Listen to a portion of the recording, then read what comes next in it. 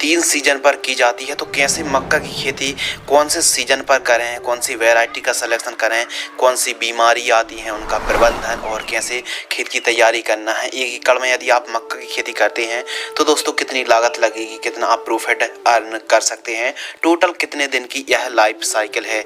तो बुआई से कटाई तक की संपूर्ण जानकारी इस वीडियो के माध्यम से शेयर करने से पहले दोस्तों बात करते हैं टाइमिंग यानी अनुकूल समय। तो खरीफ में आप जून से लेकर जुलाई के मध्य दोस्तों आप बुआई कर सकते हैं। रबी सीजन पर आप अक्टूबर से लेकर नवंबर और जायद सीजन पर फरवरी से लेकर मार्च के मध्य आप मक्का की खेती कर सकते हैं। ज़्यादातर किसान भाइयों के कमेंट्स आते हैं कि जो नवंबर दिसंबर पर बुआई की जाती है और जायद सीजन पर, तो उसकी भी डिटेल जानकारी शेयर करें। देखिए, मक्का की खेती भारत में तो ज़्यादातर खरीफ सीजन पर ही की जाती है, लेकिन दोस्तों मक्का की खेती कैसे की जाती सबको पता है, लेकिन कुछ रोग बीमारी डिजीज आते हैं उनके बारे में जो सही नॉलेज है, सही जानकारी है, कैसे हम प्रबंध कर सकते हैं, कैसे फसल से ज़्यादा से ज़्यादा उत्पादन निकाल सकते हैं, तो यह वीडियो सभी सीजन पर लागू होती है। खेत की तैयारी के ऊपर बात करें तो सर्वप्रथम आपको दोस्तों एक बार गहराई में चलने वाली प्लॉविंग से जुताई कराना है, फिर तोता हल या फिर कल्टीवेटर से 1 से 2 प्लॉविंग कराना है। उसके बाद हैरो की मदद से आपको मिट्टी को भुरभुरी करा लेना है। ध्यान रखिएगा, उत्तम जल निकास का प्रबंध होना बहुत ही जरूरी है। टेम्परेचर और जलवायु के ऊपर बात करें तो मक्का की जो क्रॉप है उष्ण एवं आर्द्र जलवायु की फसल है, जो कि एक अनाज वर्गीय फसल है। भारत में अधिकांश मैदानी भागों से लेकर समुद्र से 2700 मीटर ऊंचाई वाले पहाड़ी क्षेत्रों पर आप मक्का की फसल को सफलता पूर्वक उगाया जा सकता है। और मक्का मनुष्य के साथ साथ पशुओं का भी प्रमुख आहार है, जो कि स्वीट कॉर्न, बेबी कॉर्न और कई तरीके से यूज और इस्तेमाल किया जाता है। तो इसके लिए जो टेम्परेचर, एवरेज टेम्परेचर 18 से लेकर 32 डिग्री सेल्सियस जो टेम्परेचर रहता है दोस्तों, वो एवरेज औसत टेम्परेचर रहता है। तो आप इस प्रकार भी समझ सकते हैं कि न्यूनतम टेम्परेचर यदि 10-12 भी जाता है और अधिकतम 35-36 जाता है तो आप इजीली मक्का की खेती कर सकते हैं। दोस्तों बात कर लेते हैं उन्नतशील किस्में जो कि काफ़ी अच्छा यील्ड उत्पादन देने वाली वैरायटी हैं। तो नंबर 1 सिंजेंटा कंपनी की NK30+ के नाम से आती है, पायोनियर की P3302 के नाम से आती है, डेकाल्ब की 9165 के नाम से आती है और पायोनियर की P3501, पायोनियर की P3401 और डेकाल्ब की ही एक और वैरायटी आती है जो कि 9108 के नाम से दोस्तों आती है। बाकी आप जो वेस्ट अपने एरिया के हिसाब से, क्षेत्र के हिसाब से ही उन्नतशील किस्मों का चुनाव और सिलेक्शन करना चाहिए। प्रति एकड़ सीड्स यदि आप 1 एकड़ पर मक्की खेती कर रहे हैं तो 7 किलोग्राम से लेकर 8 किलोग्राम सीड्स की आवश्यकता पड़ने वाली है।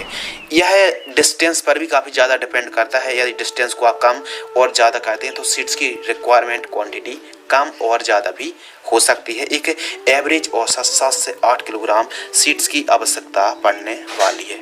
बीज उपचार के ऊपर दोस्तों बात करते हैं। बीज उपचार करने से जर्मिनेशन, अंकुरण काफ़ी अच्छा होता है और जड़ संबंधित जो भी बीमारी आती हैं उनसे काफ़ी प्रोटेक्शन मिलता है। बीज उपचार करने के लिए आप 1 किलोग्राम बीजों को VASF कंपनी की झेलोरा फंगिसाइड से जो कि 1 किलोग्राम बीज लेना है और 2 ml से लेकर 3 ml के मध्य आपको ठीक तरीके से मतलब क्वांटिटी के हिसाब से बीज उपचार करना चाहिए।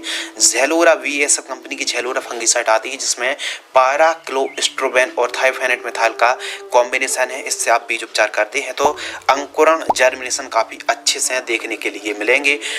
बीज उपचार करने के बाद 40 मिनट तक छांव में सुखाना है। उसके बाद आपको सोइंग यानी बुआई कर देना है। बुआई के समय खाद के ऊपर बात करते हैं यानी बेसल डोज तो बहुत ज़्यादा ज़रूरी होता है। यदि आप मक्की की खेती कर रहे हैं तो जो आप प्रारंभिक स्टार्टिंग की जो प्राइमरी न्यूट्रिएंट होते हैं, जब बुआई के समय जो आप खाद देते हैं काफ़ी ज़्यादा इम्पोर्टेंट होती है। तो बुआई के समय SSP single super phosphate powder form वाली 100 kg, DAP di ammonium phosphate 1840 50 kg के साथ साथ MOP म्यूरेट ऑफ पोटास 60% वाली आपको लेना है 30 kg, फिप्रोनिल 0.3%, रीजेंट दानेदार कीटनाशक 5 किलोग्राम आपको लेना है। जिससे दीमक की यदि समस्या बनती है तो रीजेंट दानेदार का प्रयोग दोस्तों आप कर सकते हैं। इन सभी को मिक्स करके प्रति एकड़ की दर से जब आप बुआई कर रहे हो तो उस समय आपको प्रयोग करना है। और जानकारी आपको प्रति एकड़ की दर से शेयर कर रहे हैं और 1 एकड़ में 43,560 स्क्वायर फीट होते हैं। सोइंग एंड प्लांट डिस्टेंस के ऊपर बात करते हैं कि किस प्रकार आपको बुआई करनी है। तो बुआई की अलग अलग विधियां हैं,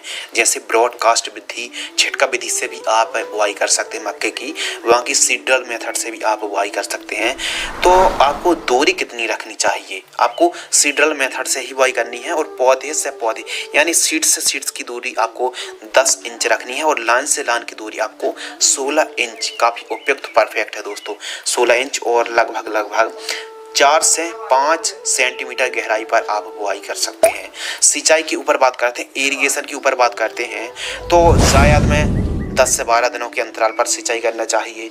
खरीफ सीजन पर यदि बरसात नहीं हो रही है तो स्प्रिंकलर से आप सिंचाई कर सकते हैं। फ्लैट इरिगेशन से 15-15 दिनों के अंतराल पर आपको सिंचाई करनी चाहिए। खरपतवार नियंत्रण के ऊपर बात करते हैं, वीड कंट्रोल, तो सबसे बेस्ट ऑप्शन है निराई गुड़ाई।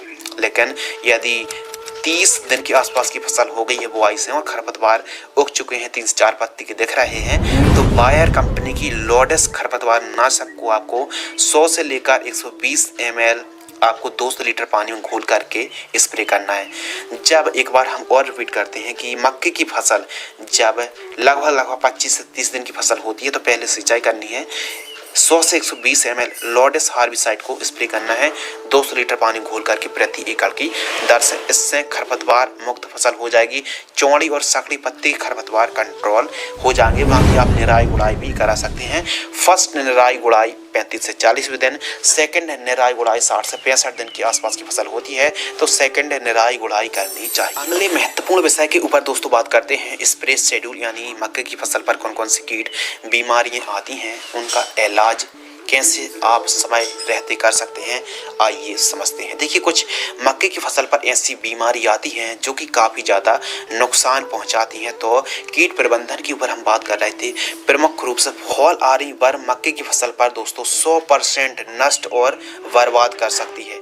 इसके अलावा DBM का प्रकोप देखने के लिए मिलता है, तना छेदक, व्हाइट ग्राब, डाउनी मिल्ड्यू, पत्ती झुलसा है, तना सड़न, लीफ स्पॉट और रस्ट जैसी समस्या आती है। लेकिन सबसे गंभीर रेयर जो समस्या है वो है फॉल आर्मी वर्म, जो कि आप फोटो पर देख रहे हैं, जो कि हमारी फसल को 100% चौपट कर सकती है। इसके अलावा DBM है, गुलाबी तना छेदक है, व्हाइट ग्राब, डाउनी मिल्ड्यू, पत्ती का जो झुलसा होता है, इसके अलावा तना सड़न, लीफ स्पॉट और रस्ट जैसी समस्या आती है। फॉल आर्मी वर्म काफ़ी नुकसान पहुंचाती है। तो जो फर्स्ट स्प्रे है दोस्तों 25 से 30 दिन की फसल होती है तो NPK 19-19-19 100 ग्राम, अदामा इंडिया कंपनी की 12 जाइड 40 ml, M45 फंगिसाइड 40 ग्राम, इन तीनों को मिक्स करना है। 15 लीटर पानी में घोल करके स्टिकर चिप को मिलाकर स्प्रे आपको करना चाहिए। सेकंड स्प्रे 40 से 50 दिन की फसल होती है दोस्तों तो डाउ एग्रोसाइंस की डेलीगेट इंसेक्टिसाइड 15 से लेकर 20 ml,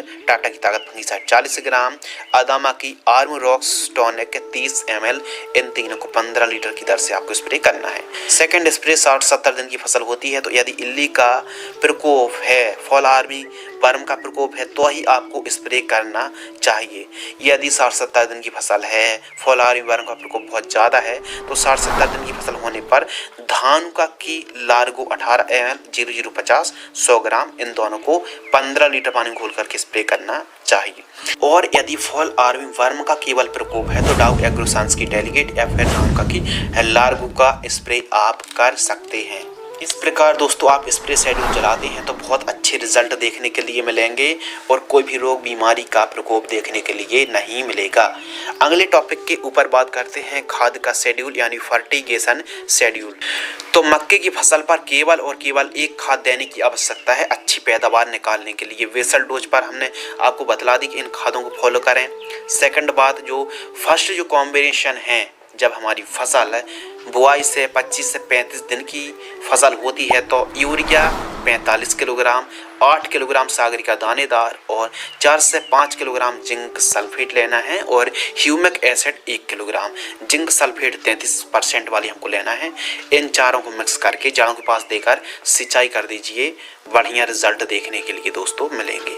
लाइफ साइकिल के ऊपर बात कर लें तो किस्मों पर काफ़ी ज़्यादा डिपेंड और निर्भर करती है। 120 से 125 दिन के आसपास का समय लग जाता है। लाइफ साइकिल 4 सवा 4 महीने के आसपास का समय लगता है। उत्पादन के ऊपर दोस्तों बात कर लें तो 1 एकड़ में खरीफ सीजन पर 25 से 30 क्विंटल के आसपास 1 एकड़ में पैदावार होती है। यदि आप ऑफ सीजन या फिर आप जायद पर खेती कर रहे हैं तो पैदावार घट भी सकती है।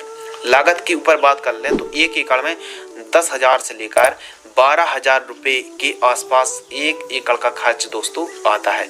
इसमें बहुत ज़्यादा खर्च की आवश्यकता नहीं होती है, बस सीड्स का और ज़्यादा स्प्रे की आवश्यकता नहीं होती, केवल 1 से 2 स्प्रे की ही आवश्यकता होती है।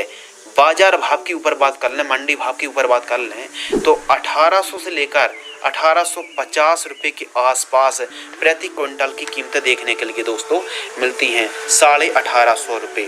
और यदि दोस्तों आप हरे मक्के को ले जाकर मार्केट में बिक्री करते हैं तो उसकी रेट और कीमतें अलग अलग हो सकती हैं, जो कि आप केजी या फिर नंग के हिसाब से बिक्री कर सकते हैं लोकल मार्केट में हरे मक्के को।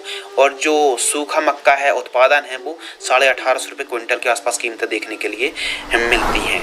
मुनाफा के ऊपर दोस्तों बात कर लें कि 1 एकड़ पर यदि आप मक्के की खेती करते हैं तो कितना आपको प्रॉफिट होगा। तो इस प्रकार आप समझ सकते हैं कि 1850 रुपये का हमको रेट मिल जाता है MSP पर, और 30 क्विंटल ही हम पैदावार मान लेते हैं तो 55,500 रुपये हमारा मुनाफा हुआ। मुनाफा में से लागत को घटा देंगे, मुनाफा हुआ 55,500, लागत लगी 10,000 रुपये, तो हमारा नेट प्रॉफिट आ गया दोस्तों 45,500 रुपये हमारा नेट प्रॉफिट आ गया।